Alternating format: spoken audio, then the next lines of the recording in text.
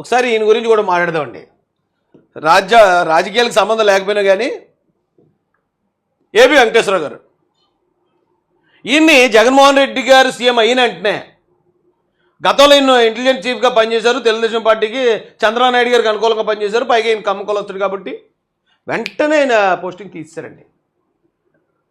ఆయన చీఫ్ అంటే additional DGP అనుకుంటా. ఆయన అడిషనల్ డీజీపీ స్థాయి వ్యక్తిని నిర్దాక్షిణ్యంగా ఉద్యోగులను తీసేయడమే కాకుండా మళ్ళీ పోస్టింగ్ ఇవ్వకుండా ఆయన్ని రకరకాలుగా వేధిస్తే పాపం ఆయన కోర్టుకు వెళ్ళి ఆర్డర్ తెచ్చుకుని ఏమంటే ఇక కోర్టు ఆర్డర్ ఇచ్చిందని పాపం మళ్ళీ డ్రెస్ వేసుకుని మళ్ళీ ఆఫీస్కి వెళ్తే ఆఫీస్లో సీట్ ఇవ్వకపోవడం, ఆయన కింద స్టాఫ్ ఎవరైతే ఉంటారో వాళ్ళందరి దగ్గర ఘోరంగా అవమానించటం, మాట్లాడితే ఏవి వెంకటేశ్వర ఎలాగనండి అలా అన్నాడని సాక్షాత్ జగన్మోహన్ రెడ్డి గారు ఆయన వచ్చి విమర్శించటం, కేవలం తెలుగుదేశం పార్టీ కోసం చంద్రబాబు నాయుడు గారి కోసం అనుకూలంగా పనిచేశాడనే ఆరోపణ చేసి మొత్తం ఆయన కెరీర్ని మొత్తం బ్లాక్ మార్క్ చేసి మొత్తం అంతా దాన్ని ఏం చేశారు, అంధకారం చేశారండి. జగన్ గారు అంధకారం చేశారు. పాపం భరించాడు, అదంతా కూడా అంతా భరించాడు, సహించాడు. చివరి ఒక్కరోజు అనుకుంటా ఆయన పోస్టింగ్ ఇచ్చినట్టు ఇచ్చి సీట్లో కూర్చోబెట్టి మరుసటి రోజు రిటైర్ అయిపోయాడు. ఇప్పటికీ ఈయన విమర్శించారు జగన్మోహన్ రెడ్డి గారు. మరి పార్టీ గెలిచి ఎన్ని రోజులు అయింది, 6 నెలలు అంతా అయింది. మరి ఆయనకి పార్టీ ఏం గుర్తింపు ఇవ్వలేదు, కారణం ఆయన కమ్ముడు కాబట్టి. ఎందుకంటే ఒకవేళ కమ్మ కులస్తుల నుంచి ఏదైనా అవకాశం ఇస్తారు అంటారేమో, కులానికి నేను ఏదో చేసేస్తున్నానని ఏడ్చేవాళ్ళు ఏడుతారేమో అని చంద్రబాబు నాయుడు గారు తీసుకున్న జాగ్రత్తలు ఇవి. ఇదే పరిస్థితిలో ఈయన కమ్మ కాకపోవచ్చు, ఈయన రాజులు అయినా ఈయన వైసీపీ పార్టీలో తన పార్టీ చేతే దాడికి గురయ్యాడు. దాడికి గురైన కారణంగా నేను ఇక పలానా పార్టీ నన్ను దాడి చేసింది, నేను ఇలా వైసీపీ చేతిలో నేను ఇలాగా ఇచ్చేసాను ఆ గవర్నమెంట్ ఎదిరించడం వల్ల, నాకు ఖచ్చితంగా అవకాశం ఇచ్చి తీరాల్సిందే కూటమి ప్రభుత్వం అని ఆయన పట్టు కూర్చున్నాడు గట్టిగా. ఆయనకు అర్హత ఉంది, అర్హత లేదని కాదు, ఆయన టార్చర్ భరించాడు కాదని అంటలే. కానీ ఆయన ఏం జరిగింది, ఎమ్మెల్యే సీట్ ఇచ్చారు, ఎమ్మెల్యే గెలిపించిన తర్వాత ఈరోజు డిప్యూటీ స్పీకర్ కూడా. నాకు తెలిసి వీళ్ళిద్దరికీ ఏం తేడా లేదండి. వైఎస్ఆర్ ప్రభుత్వంలో హింస అనుభవించిన వాళ్ళు ఆ హింస శాతాన్ని కనుక లెక్కిస్తే, అవమానాలు శాతాన్ని లెక్కిస్తే వీళ్ళిద్దరికీ ఏం పెద్దగా తేడా లేదు. కానీ ఈయన డిప్యూటీ స్పీకర్ అవ్వగలిగారు. ఈయన కనీసం ఎక్కడున్నారో కూడా ఎవరికి తెలియదు. దానికి కారణం ఆయన కమ్మ కులస్తుడు కాబట్టే. అంటే ఒక కులం ఒకరి పట్ల ఎదుటోళ్ళు విమర్శించినంత కాదు, ఒక్కోసారి ఆ కులం కూడా శాపంగా మారుతుంది.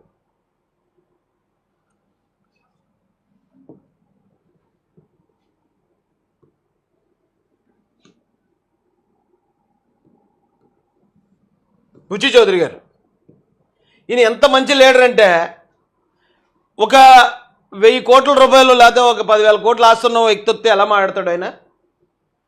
రిక్షా దొక్కునే రిక్షా పోలర్ మా అన్న తమ్ముడు వెళ్ళినా కూడా అలాగే మాట్లాడతాడు. అంత గొప్ప నాయకుడు. 6 సార్లు ఎమ్మెల్యే, 6 సార్లు కంటిన్యూగా రాజమండ్రి రూరల్ ఎమ్మెల్యే నెగ్గుతున్నాడంటే ఆయన ఎంత బలమైన నాయకుడై ఉంటాడండి. అలాంటి ఆయనకి మన 24 ఎలక్షన్లో సీట్ ఇవ్వడం కోసం, తన సీటు తను నిలబెట్టుకోవడం కోసం ఆల్మోస్ట్ ఒక యుద్ధం చేశాడు ఆయన. వేరే ఎక్స్ట్రా అవకాశాల కోసం కాదు, తన సీటు తను నిలబెట్టుకోవడానికి ఆల్మోస్ట్ ఒక యుద్ధం చేశాడు ఆయన. యుద్ధం చేస్తే కనీసం ఆ ఎమ్మెల్యే సీట్ ఆయనకి దక్కింది. మంత్రి పదవి అంటే తూచు, మంత్రి పదవి ఇచ్చే పరిస్థితి లేదు. ఎందుకంటే ఇతర కులాలను బ్యాలెన్స్ చేయాలి, ఇతర కులాల్లో ఉన్న కొత్త వాళ్ళన్నా సరే వాళ్ళకి ఇచ్చి తీరాలి. చంద్రబాబు నాయుడు గారు ఏంటంటే ఆయన పక్కన మీరు ఎప్పుడైనా చూడండి, ఆయన పక్కన ఇలా వరుసగా ఇటు నలుగురు కూర్చున్నారంటే ఈ నలుగురు ఒక ఎస్సీ బీసీ మైనార్టీ అయి ఉంటాడు, ఎస్సీ బీసీ మైనార్టీ అయి ఉంటాడు, ఒక కాపు ఉంటాడు మధ్యలో. అంతే తప్ప ఆయన పక్కన కూర్చుని పెట్టుకునే విషయంలో కూడా కమ్మోళ్ళు ఎవరు లేకుండా అంత జాగ్రత్త పడతాడు ఆయన. అలాంటి ఆయన మీద మీరు కమ్మ ముద్ర ఎలాగేస్తారండి? ఇప్పుడు ఈయనకి లేదా అర్హత లేదా? ఇప్పుడు నువ్వు చూపించిన ఫోటోలు అన్నీ కూడా అందరూ మంత్రులు అయ్యే అర్హత ఉన్నవాళ్ళే. అందరూ మినిస్టర్లు, ఆల్రెడీ మినిస్టర్లు చేసిన వాళ్ళు ఉన్నారు, మంత్రి అయ్యే అవకాశం కలిగిన వాళ్ళు ఉన్నారు, కానీ వాళ్ళకి అవకాశాలు లేవు. తెలుగుదేశం పార్టీని మరి కమ్మకులం అని ముద్ర వేస్తే ఎలాగండి? ఆలపాటి రాజా గారు ఏమంటే ఈయన ఆల్రెడీ మాజీ మంత్రి, టికెటే లేదు ఆయనకి మొన్న 24లో.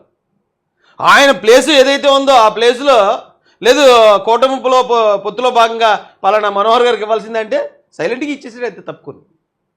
సైలెంట్గా లేచి నిలబడి ఆ కుర్చీని ఇచ్చేస్తారు అంతే. వాళ్ళు ఇచ్చేశారు. ఆల్రెడీ మంత్రి చేసిన వ్యక్తి ఎమ్మెల్యే అవ్వాలి, మళ్ళీ మంత్రి అవ్వాలి. కనీసం ఎమ్మెల్యే కూడా అయ్యే పరిస్థితి లేదు. వేరే అవకాశాలు వస్తాయి పోతాయండి. ఒక ఎమ్మెల్యే అయ్యి మంత్రి అయిన దానికి ఇతర అవకాశాలకి తేడా లేదా? కారణం ఆయన ఒక అమ్మోడు కాబట్టి, అంతే తప్పించి ఇంకా అంతకు మించి ఏమీ లేదు. ఇప్పుడు ఈ రోజున చాలామందిని అడుగుతున్నారు, ఆయనకి అర్హత ఉంది, ఈయనకి అర్హత ఉంది ఇవ్వడానికి. కానీ వీళ్ళందరూ అర్హత కలిగిన వాళ్ళే, మంత్రులుగా అర్హత కలిగిన వ్యక్తులే, అంత గొప్ప నాయకులే. పైగా నేను ఇప్పుడు దాకా చూపించిన ఫోటోలు అందరిలో కూడా వాళ్ళలో మనం గట్టిగా చెప్పుకోవడానికి ఏ బ్లాక్ మార్క్ ఉండదు. పలానా మర్డర్ చేసాడని కానీ, పలానా ఎలా చేసాడని కానీ, పలానా కుంభకోణంలో ఉన్నాడని కానీ ఏమి ఉండవు. చాలా అంతా కూడా ప్లెయిన్ బ్యాక్గ్రౌండ్తో ఉంటారు. అయినా వాళ్ళకి అవకాశాలు లేవు.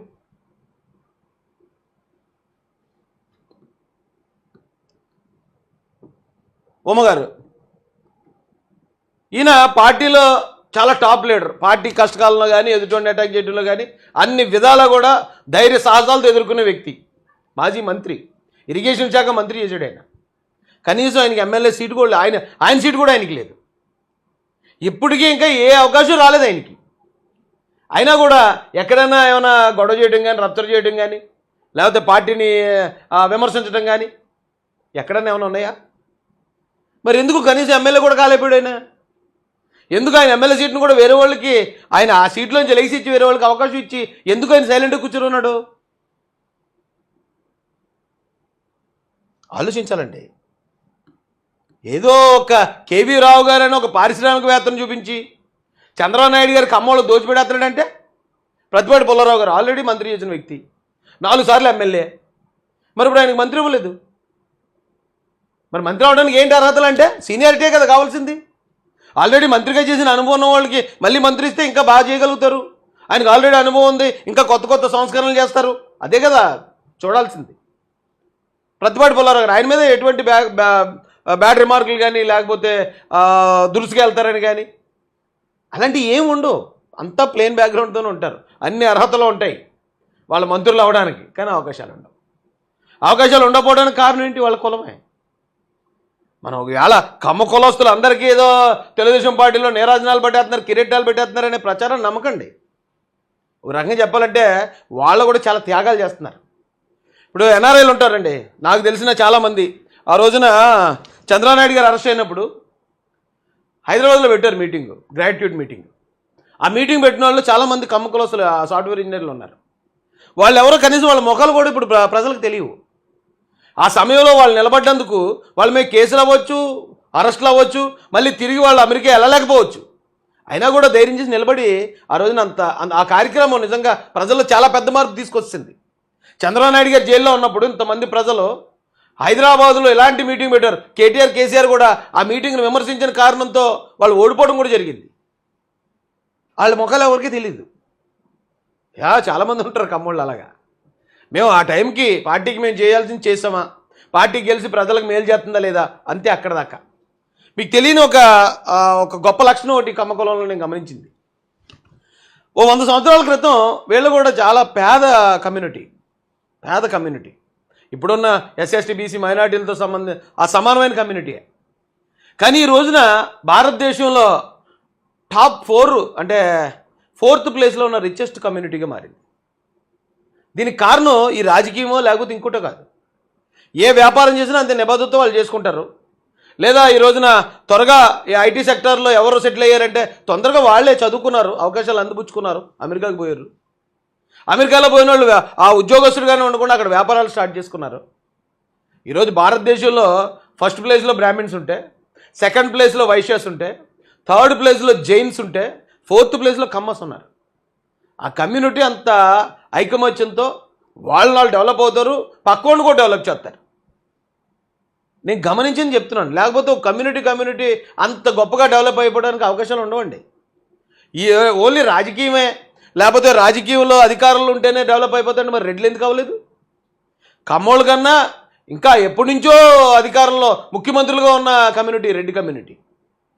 మరి రెడ్లు ఆ స్థాయిలో ఎందుకు ఎదగలేకపోయారు? రెడ్లు కొద్దిమంది మాత్రం ఎదిగి ఇంకా పేద రెడ్లు ఎందుకున్నారు? అది ఆటోమేటిక్గా ఒకరిని చూసి ఒకరికి ఆ నిబద్ధత వచ్చేస్తుంది. ఆ క్రమంలో జరిగిందండి. మీరు ఈరోజు నా చంద్రబాబు నాయుడు గారిని పట్టుకుని కమ్మకోలానికి ఏదో దోచిపెట్టేశాడు, ఆయన ఏది ఇది చేసాడంటే అది ఎలాగండి? తప్పు. ఇలాంటి వాళ్ళు ఎంతోమంది ఉన్నారండి ఇంకా తెలుగుదేశం పార్టీలో. పెద్దాపురం నియోజకవర్గం ఉంది నా పక్కన. పెద్దాపురం నియోజకవర్గం, ఆ నియోజకవర్గం కమ్మోళ్ళదే. బొడ్డు భాస్కర్ రామారావు గారు ఉన్న దగ్గర నుంచి తెలుగుదేశం పార్టీ నుంచి అక్కడ వాళ్ళకు ఉన్న సీట్లే తక్కువ, అయితే కమ్మోలుగా ఉండేది. కానీ అనివార్య కారణాలతో అక్కడికి చంద్రరాజప్ప గారు వచ్చారు. చంద్రరాజప్ప గారు వచ్చిన తర్వాత, చంద్రరాజప్ప గారు పెద్దాపురం నియోజకవర్గం కాదు, అమలాపురం అయింది. అక్కడి నుంచి అది రిజర్వ్డ్ కాన్స్టిట్యున్సీ కాబట్టి అక్కడి నుంచి చంద్రరాజప్ప గారిని చంద్రబాబు నాయుడు గారి ఆదేశాల మేరకు పెద్దాపురాన్ని తీసుకొస్తే అక్కడున్న కమ్మ కమ్యూనిటీ అండగా నిలబడి ఇప్పటికి 3 సార్లు వరుసగా గెలిపించింది. ఏమండి ఇది మా కమ్మ కులస్తులకు ఇవ్వాల్సిన నియోజకవర్గం కదా, మీరు ఇక్కడ కూడా కాపులకి జనరల్గా ఇక్కడ తూర్పుగోదావరి జిల్లాలో మెజారిటీ జనరల్ ప్లేసుల్లో అన్ని ప్లేసుల్లో కూడా కాపులే ఉంటారు. అన్ని కాపులు ఉన్నారు, కనీసం పెద్దాపురం ఉన్న కమ్మలు కొంచాలి కదా. మీరు ఎందుకు కమ్మలకి ఇవ్వట్లేదని వాళ్ళు ఏం గొడవ చేయలేదు. వాళ్ళు ఏం ధర్నాలు రాష్ట్రోగాలు చేసి టైర్లు గీర్లు తగలబెట్టలేదు. ఎవరైతే ఏంటి పార్టీ ఆదేశాలు, నాయకుడు ఆదేశాల ప్రకారం మనం గెలిపించుకున్నారు. చంద్రరాజప్ప గారిని ఇప్పటికి ఇంకా భుజాలు మేము మోస్తారు. మరి అలాంటి కమ్యూనిటీని పట్టుకుని మనం ఆ పార్టీని ఏదో వాళ్ళకేదో దోచిపెట్టేస్తున్నట్టు ఇలా చూపించడం అనేది కరెక్ట్ కాదండి. ఎందుకంటే నేను చూసిన వాళ్ళలోనే చాలామంది గ్రామస్థాయి మండల స్థాయి నాయకులు చౌదరీస్లో వాళ్ళు చాలా ఎక్కడో వెనకాల కూర్చుని ఉంటారు. వాళ్ళకి అవకాశం రాదా, వాళ్ళ ముందుకు పిల్లరా, లేకపోతే ముందుకు వస్తే ఎవరైనా ఏమైనా అనుకుంటారని వాళ్ళే వెనకాల కూర్చుంటారో నాకు తెలీదు. కానీ కొత్తగా ఏదైనా కమ్యూనిటీ నుంచి ఒక నాయకుడు కనుక పార్టీలోకి వస్తే వాళ్ళని ఎంకరేజ్ చేయడంలో మాత్రం ముందుంటారు వాళ్ళు. ఎస్ మీరు రండి, మీరు వెళ్ళండి, మీకు ఏమైనా సపోర్ట్ కలితే మేము చేస్తాం. మీరు అక్కడ మీటింగ్ పెడుతున్నారా, మీరు పెట్టండి, మీకు కావాల్సింది ఏమైనా ఉంటే మాతో చెప్పండి, మా చేతనైంది మేము చేస్తాం అని వెనకుండి పార్టీ పటిష్టత కోసం పనిచేయటమే చూసాను తప్ప పార్టీ మాదే ఏటా మీరు పక్కన కూర్చో. ఇప్పుడు ఎగ్జాంపుల్ చెప్తానండి, పవన్ కళ్యాణ్ గారిని కూడా ఇలాగే బ్లాక్మెయిల్ చేయబోతున్నారు. ఏమని కొద్దిమంది నీ పార్టీలో ఉన్న 4 మంత్రి పదవులు వస్తే అందులో 3 కాపులకి ఇస్తావు అని చేస్తున్నా సరే తెగించి అయినా వాళ్ళ వైపు నిలబడ్డాడు. ఎవరన్నా ఏమని అనుకొని ఇగో ఎవరో కందులు దొరికేసి నాతో ఉన్నాడు, మా అన్న నాతో ఉన్నాడు, ఓకే ఎవరేమనుకుంటే నాకేంటి ఇచ్చాడు ధైర్యంగా. కానీ అదే బ్లాక్మెయిల్ కనుక చంద్రబాబు నాయుడు గారిని చేస్తే ఈయన ఎప్పటి నుంచో సీనియర్ కాబట్టి చూసుకుంటూ వస్తున్నాడు కాబట్టి మన మీద ఈ కులముద్ర ఉండకూడదు అనే ఆలోచనతో ఆయన ఖచ్చితంగా ఇలాంటి వాళ్ళందరూ కూడా పక్కన పెట్టాడు. పవన్ కళ్యాణ్ గారు చేసింది తప్ప నేనేమంటలే. ఎందుకంటే అవును వన్ సైడ్ నిలబడే యాటిట్యూడ్ కొంతమందికి ఉంటుంది, లేదు ఎవరైనా ఏమైనా అనుకుంటారేమో అని ఆలోచించే ఆ టైప్ మనస్తత్వం కొంతమందికి ఉంటుంది. అలా అన్నప్పుడు ఇంకా ఆయన మీద ఎలాంటి దుష్ప్రచారం చేయడం మాత్రం నాకు నచ్చలేదండి. అయితే రామకృష్ణుడి గారి లెటర్ గురించి నేను మాట్లాడలేదు ఇప్పటిదాకా. ఆయన లెటర్ అది పార్టీ పెద్దల చూసుకుంటారు, అది మనకు సంబంధం లేదు. కానీ పార్టీ మీద అసలు ఈ ముద్ర, ఈ కమ్మ ముద్ర ఏదైతే ఉందో అది తప్పు అని చెప్తున్నాను నేను. సార్